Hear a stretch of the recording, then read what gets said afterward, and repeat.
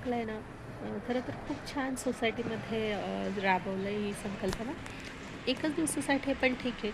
लहान मुलं त्या निमित्ताने खुश तरी झाली नवीन वर्षाची आणि मस्त वाटतंय. छान तिथे अ, आलं होतं सगळं खेळ आणि मुलांना ट्रेन वगैरे होत्या. मुलं छान त्याच्यात एन्जॉय करत होती. त्यांना खायला पाणीपुरी वगैरे पण होती. मस्त एक दिवस त्यांचा छान गेला आणि म्हटलं नवीन वर्षाच्या शुभेच्छा द्यायला पण खूप वेळ झाला आहे, तर तो पण देऊयात.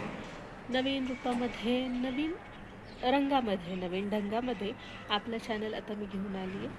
आता आपण नेहमीच भेटत जाऊ, वेगवेगळ्या संकल्पना घेऊन, नवीन उमेदीने, नवीन जोशाने. डिसेबिलिटी के रंग, लाईफ के रंग, डिसेबिलिटी के संग.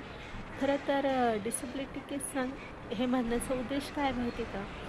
खरं तर आपण डिसेबल आहे हे वाक्य लागून घेण्यापेक्षा आपण किती स्पेशल आहोत. डिसेबल आहोत ठीक आहे, पण त्याच्यातनं आपल्यामध्ये किती चांगल्या गोष्टी आहेत, आपण किती छान काही करू शकतो, ह्या गोष्टी जाणून घेण्यासाठी हे वाक्य आहे खरं तर. डिसेबिलिटी ही खरं तर नसतेच. म्हणजे आपण मनाने किती छान विचार करतो ना, ह्याच्यावरती सगळं अवलंबून असतं. मी सगळं काही करू शकते. मी सगळ्या गोष्टी एन्जॉय करू शकते.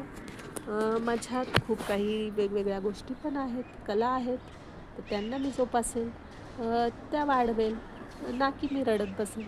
ते म्हटलंय ना, जगायचं कसं? गाणं म्हणत की रडत?